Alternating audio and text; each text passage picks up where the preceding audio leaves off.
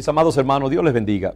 Continuamos con nuestro estudio, nuestra meditación sobre el llamado de Dios a iglesias pastorales, misericordiosas, restauradoras, en una sociedad en flujo y en proceso y que necesita complejidad en la forma en que la tratamos.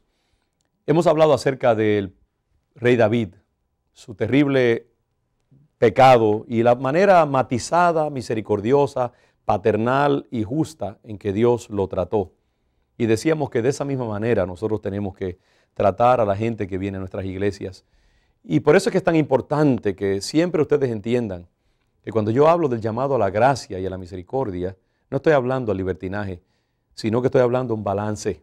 Y yo le pido al Señor que a través de estas meditaciones, nuestros hermanos y hermanas, nuestros líderes espirituales, nuestros pastores y pastoras, reciban este llamado y que le pidan al Espíritu Santo sabiduría sobre cómo expresar esa postura balanceada de Cristo Jesús y ser iglesias verdaderamente restauradoras que también van a ser iglesias evangelísticas y que van a hacer posible que mucha gente herida y aprisionada en todo tipo de adicciones, como lo es la homosexualidad, por ejemplo, puedan entrar a la iglesia.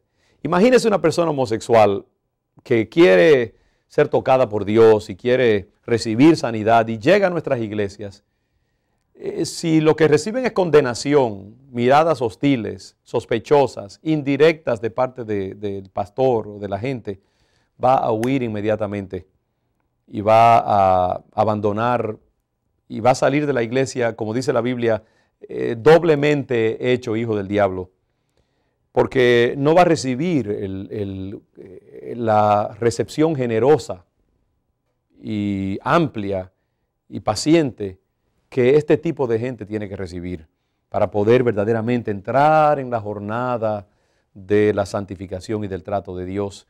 Estas adicciones son terribles y tocan el corazón de la mente en una forma tan penetrante y llegan hasta compenetrarse con su espíritu, sus emociones, sus recuerdos, sus actitudes, su forma de hablar, sus gestos.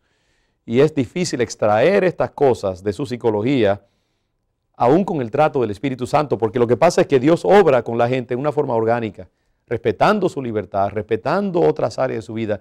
Y es como un cirujano que está tratando de sacar un tumor, pero que ese tumor está cubierto por venas y arterias estratégicas que si se cortan van a producir un desangramiento total y la muerte del paciente. Entonces el cirujano tiene que obrar alrededor de esas venas y usar de un procedimiento muy cauteloso y muy sutil para extraer el tumor y dejar las demás cosas intactas. Y así pasa, mucho más complejo, sin embargo, con el trato de Dios en el proceso de la restauración de un creyente o de una persona que está atada por muchos pecados. Junto con las cosas malas hay cosas buenas. Y entonces Dios tiene que ir poco a poco en el proceso de la santificación, renovando el entendimiento de esta persona hasta dejarlo sanado. Y eso se puede tomar toda una vida, en el mejor de los casos. Y por eso es que se requiere gente entendida que pueda trabajar con estos procesos hasta que se produzca el resultado que queremos. Vamos al Nuevo Testamento y veamos cómo Cristo brega con estas mismas cosas. Pensemos, por ejemplo, en la mujer adúltera, que es atrapada. Como dice aquí, si alguno fuere sorprendido en alguna falta. Ahora, de paso, sorprendido quiere decir que nos puede sorprender nuestra propia pecaminosidad o una trampa del diablo o una tentación. O podemos ser sorprendidos en el acto de hacer algo y alguien nos descubre. Pero hay muchas maneras de ser sorprendidos. Hay gente que cae en el pecado no porque lo están buscando, no porque están tramando el pecado, no porque están pensando allí con una mente lúcida y maquinando cómo lo van a hacer, sino porque en un momento dado caen en una situación y no saben cómo salir de ella y caen entonces en una trampa que dura toda una vida. Y después tienen que ser sacados como una oveja que cae en un abismo de su trampa mental o espiritual en la cual han caído. Y así mucha gente a veces son sorprendidos en estas cosas y entonces hay que tratar de ayudarlos en alguna manera. Y el Señor Jesucristo ve a esta mujer que ha sido sorprendida en su pecado por un grupo de hombres farisaicos y que quieren que Él les dé licencia para apedrearla y que quieren tentarlo a él también y ponerlo en una situación difícil, como a veces hay tanta gente que quiere poner a los pastores, mira, fulanito está haciendo esto y esto y esto, ¿y qué usted va a hacer, pastor?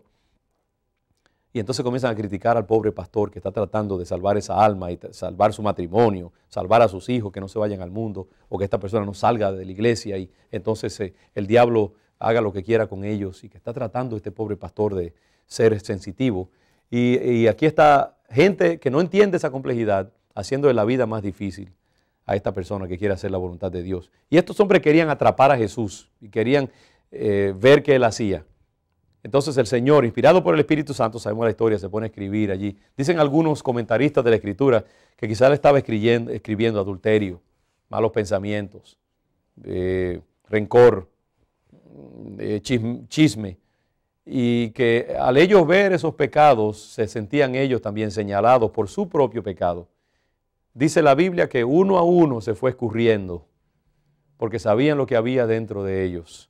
Y finalmente se quedaron Jesús y ella solos.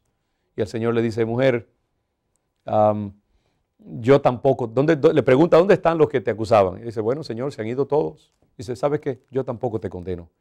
Ahora, uno podría quedarse allí, ¿verdad? Y ahí está la parte de la misericordia, el amor, la paciencia, la bondad, la misericordia del Señor.